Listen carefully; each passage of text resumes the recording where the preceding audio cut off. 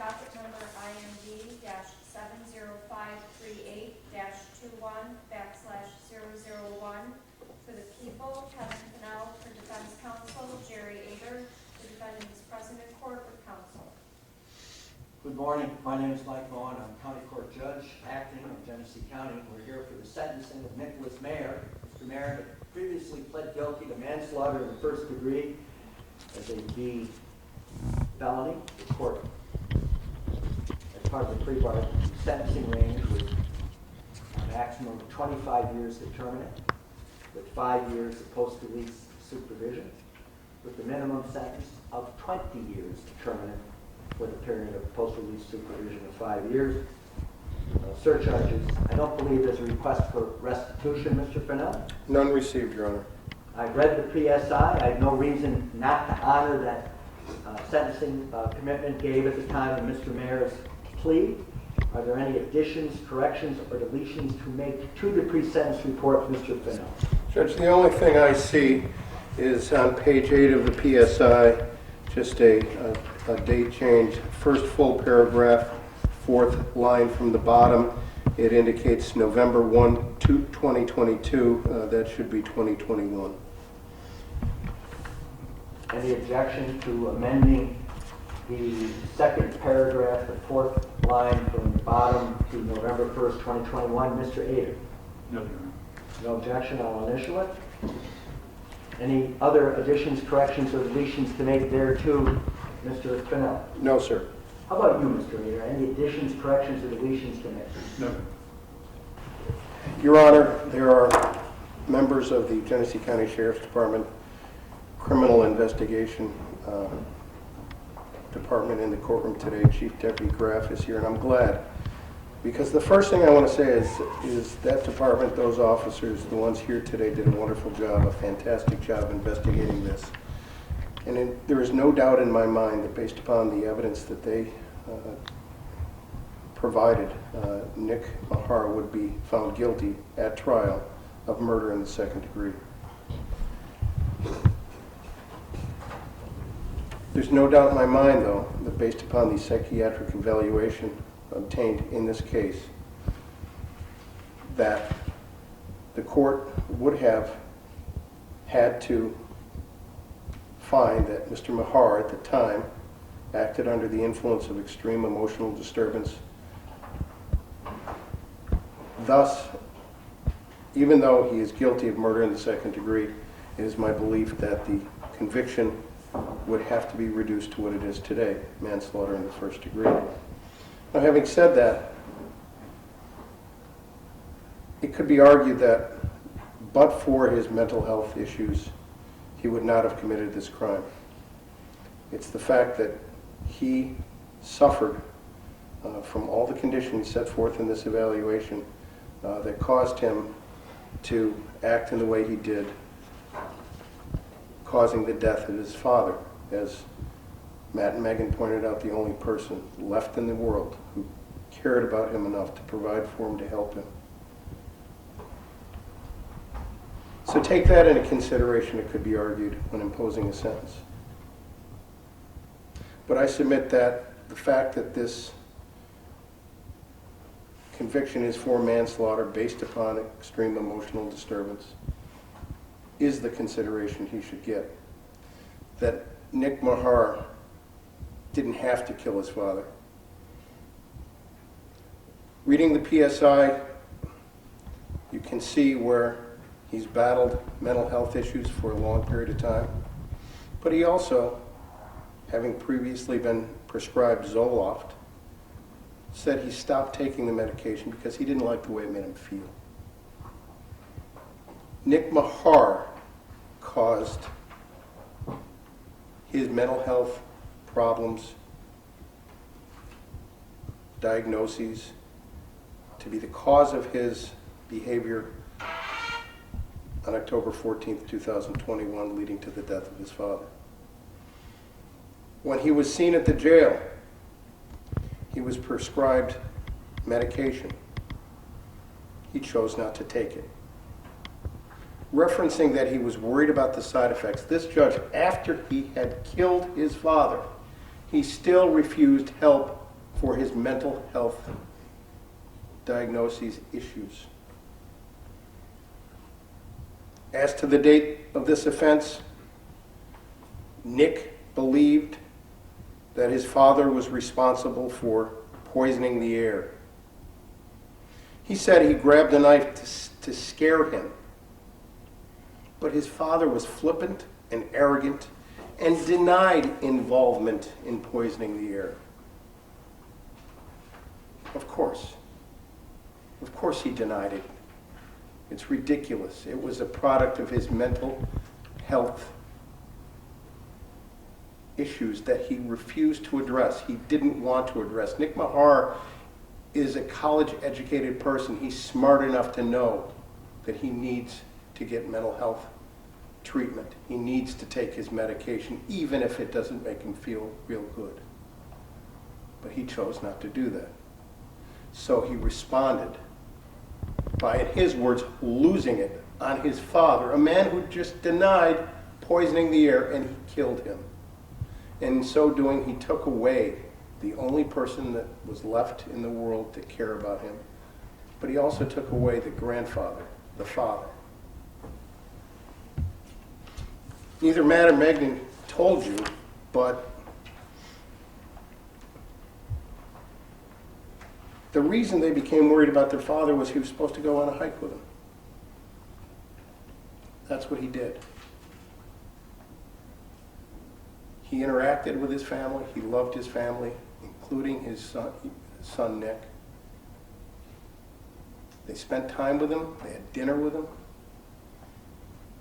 You can see from the comments what a loving parent he was, as was his wife, their mother.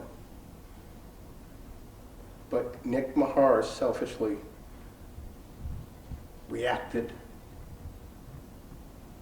whether it's based on his psychoses or what, doesn't matter.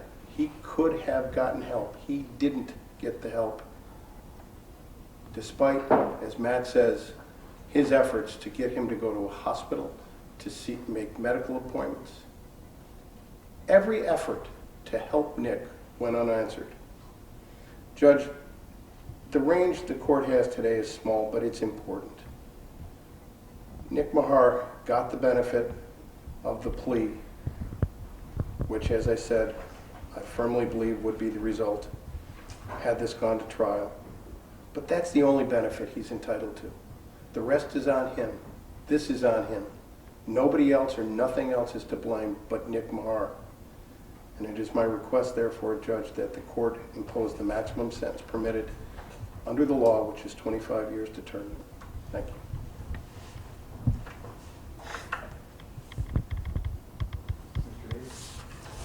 Thank you, Judge. First thing I have to comment is what Mr. Fennell just ended his speech with was that my client got the benefit of the plea bargain and therefore shouldn't deserve any other benefit of a maximum sentence.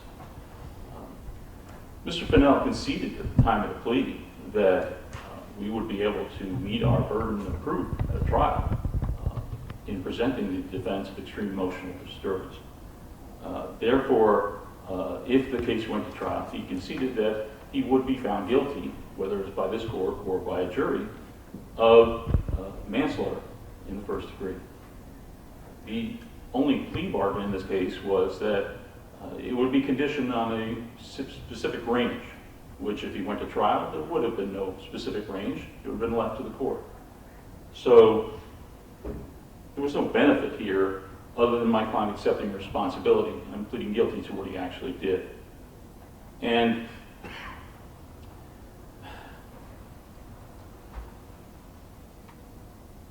I have no doubt, and I'm not here to say that the Maher family are victims in this case.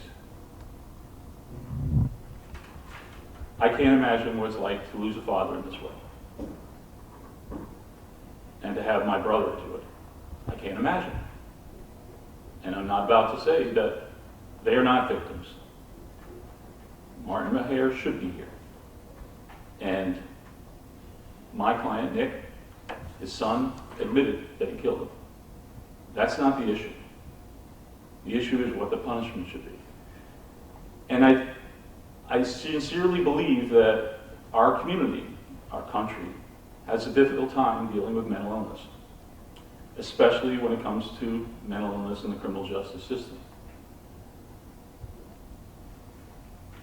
The legislature got it when they created the statute that allowed the judiciary in this court to impose an appropriate sentence when somebody takes a life, a homicide, in this case manslaughter,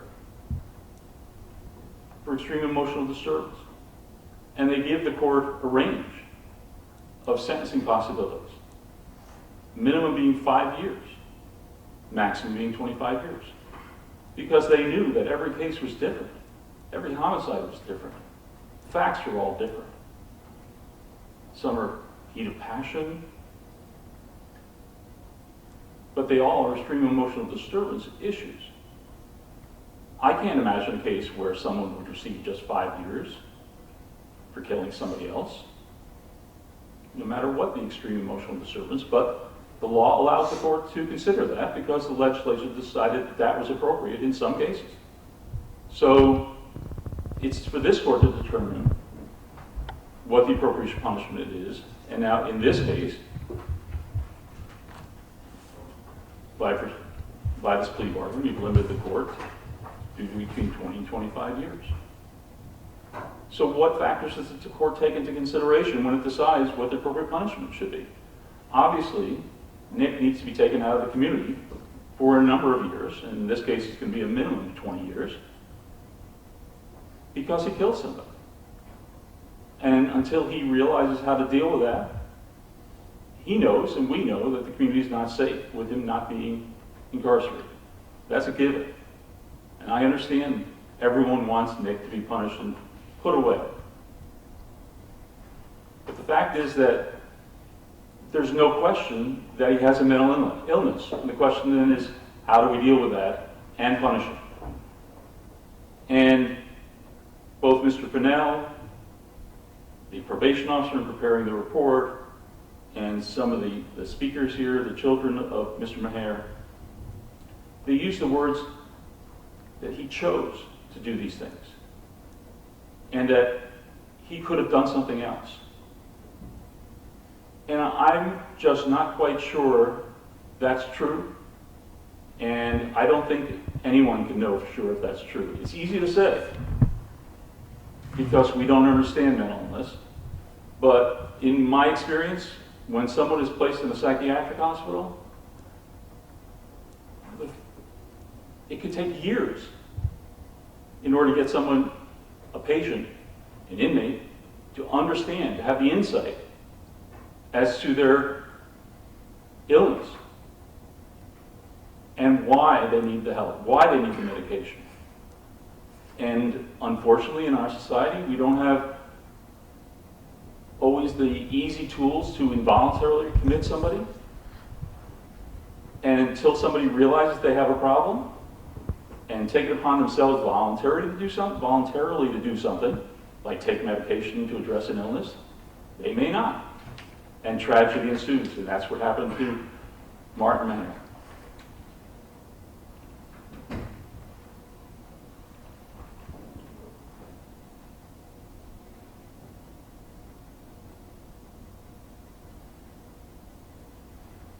The issue here is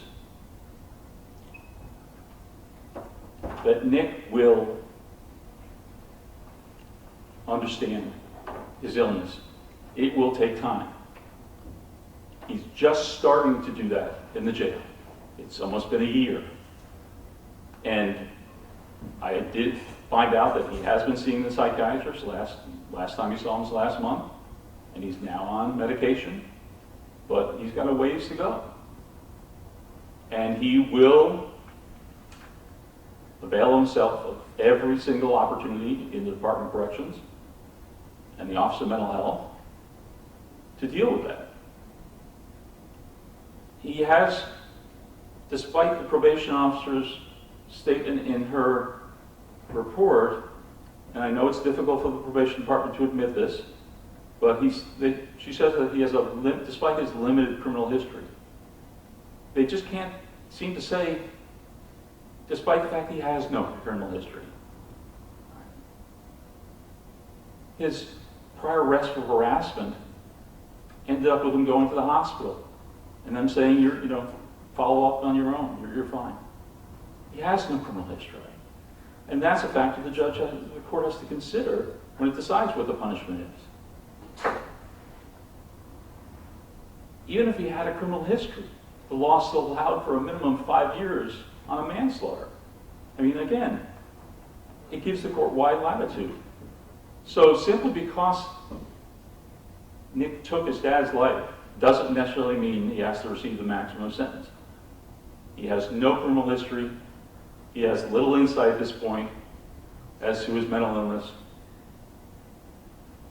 I think that Dr. Coggins' report provides more clarity as to what happened, in addition to the information in the probation report, but pretty much repeats what was said in Dr. Coggins' report. It provides the court with as much information as necessary to see that this was a culmination of someone's out-of-control mental illness that nor Nick nor anyone in his family could control. And that's a tragedy. Tragedy of the system, but obviously a tragedy for the Maher family.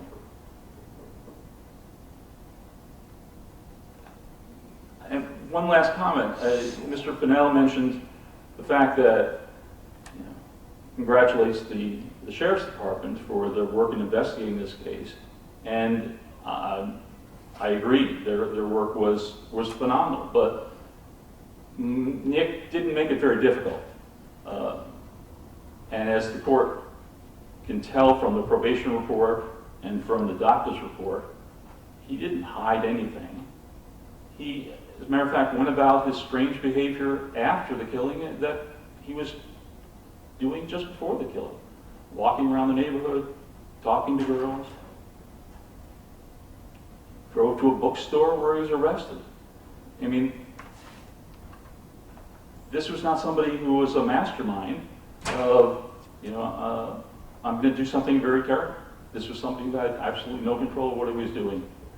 And that's further evidence that this is an isolated incident, that there's been no previous violence in the past. And I think that's why the legislature created the range that the court has available to it.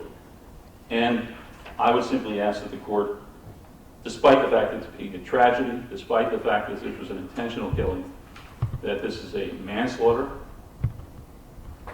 first degree, and the court does not have to impose the maximum. And we're asking the court to impose 20 years.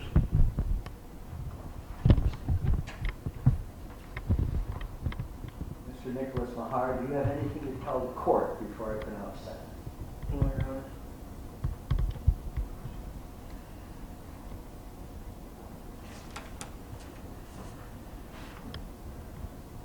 I'm going to address the family, Megan, Matt, and the friends and family that are here.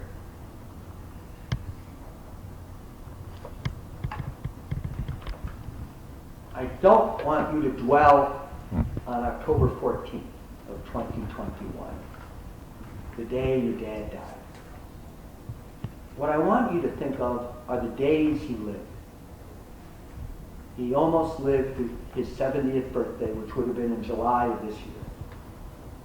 Think of all those days that you had your dad with you, that you celebrated holidays together, and that he was there to give you guidance and support.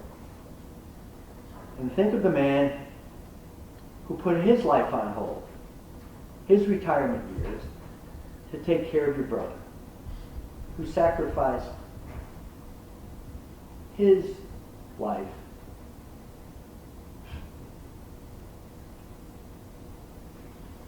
who died at the hands of your brother. Your brother has admitted it. He's acknowledged it. He has pled guilty to manslaughter in the first degree.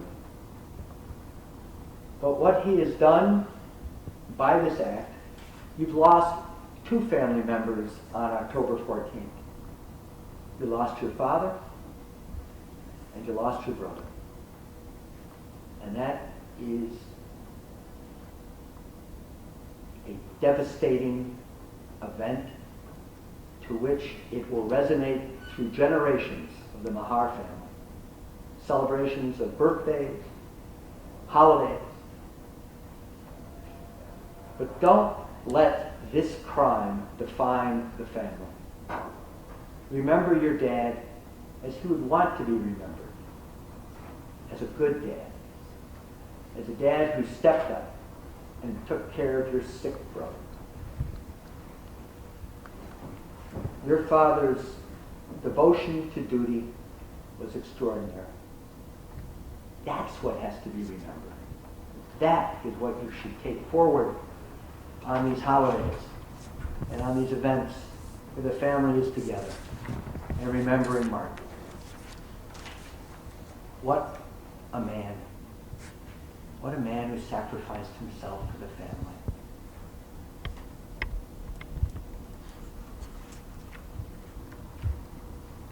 Nicholas Maher, it could be said, is a destroyer of worlds, that he has destroyed the Maher family going forward. Don't let that happen. Don't let this senseless act of violence on October 14th define the Maher family. Because then you will become victimized over and over again.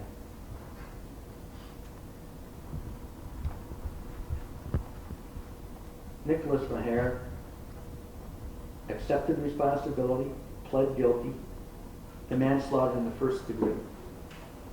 He was indicted on murder. A plea bargain was entered into, which the court agreed to. And my sentencing range is of between 20 and 25 years determined on the B violent felony conviction of manslaughter in the first degree.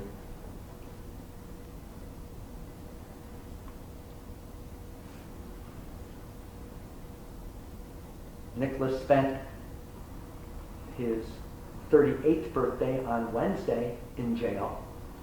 And pursuant to the plea bargain, he will spend all of his birthdays of the rest of his 30s, his 40s, and into his 50s, and perhaps into his 60s in the custody of the Department of Corrections for the crime of taking his father's life. There was no justification, there was no reason for it. It was a heinous crime to which an appropriate sentence must be imposed.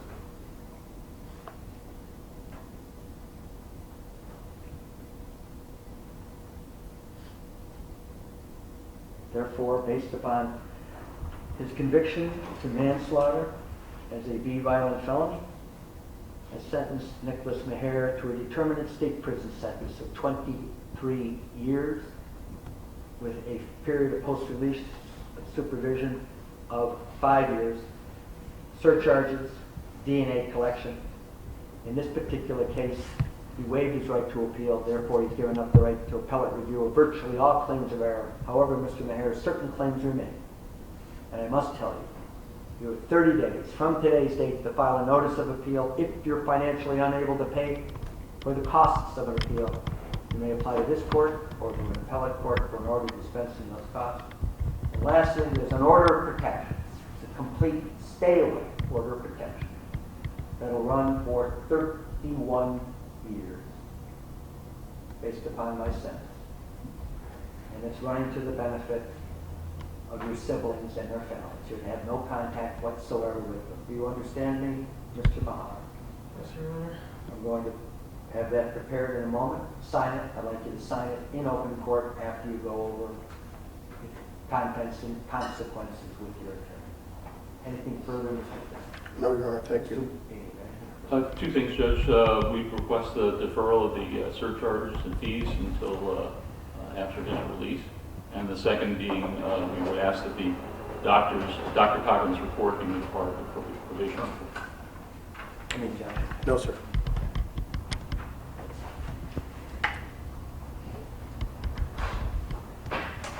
This order of protection, running to the benefit of the named individuals, will expire on September 9th, 2053.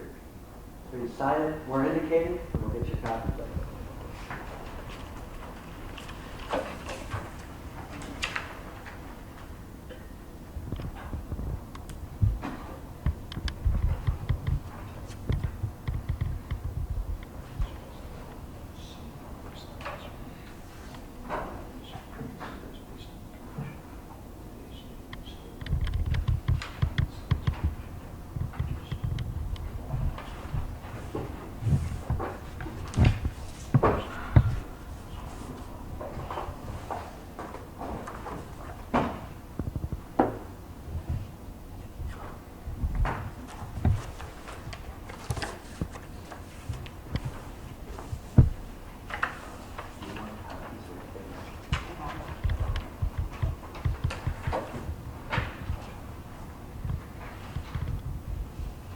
All right, the record reflects that Mr. Maher has signed, in fact, acknowledged receipt of the order of protection running to the benefit of the named parties. It is a court order. We'll have it distributed shortly. I'll reserve decision on the, normally on a deferral, I get it in writing. The application? Yeah. Yes, I can provide it in writing, Judge. Oh, you have? I know I can provide it in Oh, writing. that'd be great. And then I'll reserve decision and get your written decision. Yes, Thank you. Anything further, Mr. Pinell? No, Your Honor, thank you. yes. We'll get this order of protection distributed and we're all set.